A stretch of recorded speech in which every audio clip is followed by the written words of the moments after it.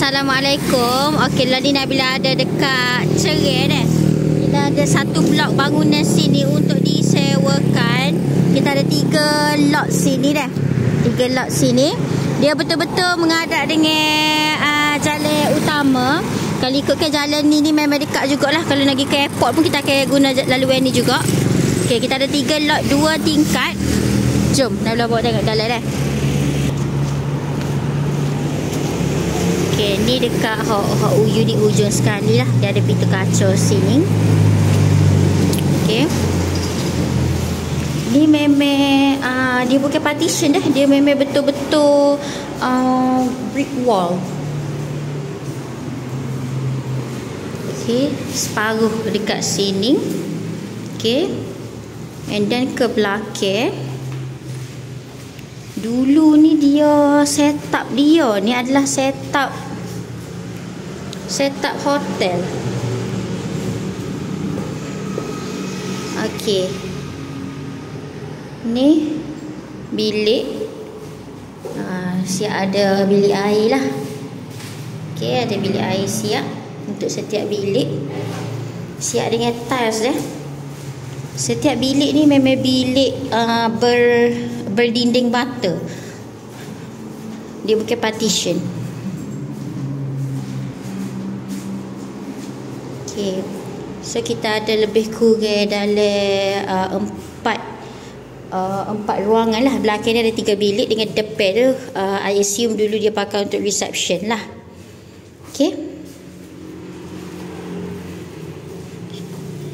Kita ada 3 lot bersebelahan. Jom kita tengok tingkat atas pula. Okay, dia punya tingkat atas tu. Kita kena access daripada luar. Okay, kita kena access daripada luar. Tinggi sikit dah tangga dia.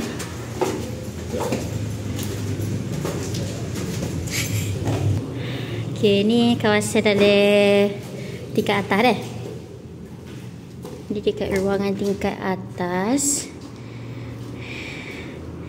Siap ada bilik air dah lah. Dulu ni memang kawasan kiranya diguna untuk hotel jugalah. Okay, sebenarnya bangunan ni pun dia tak berapa nak siap lagi.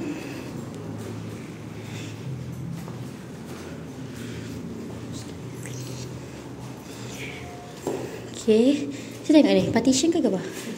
Partition.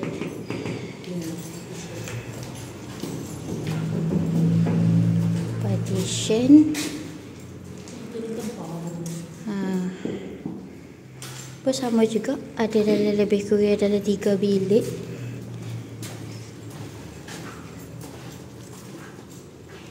Okay. Ni partition juga ke? Ni partition? Semua partition. Ada Pak Ujung. Partition belakang. Tapi dia dah siap ada bilik air.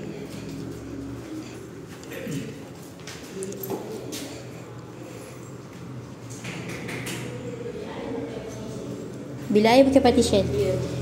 Okey. So ni bahagian tingkat 1 untuk end lot tu lah. Okey, bahagian tingkat 1 untuk end lot tu. Ni dekat tingkat atas ni dia tutup dah lah. Dia rooftop lah atas ni dah.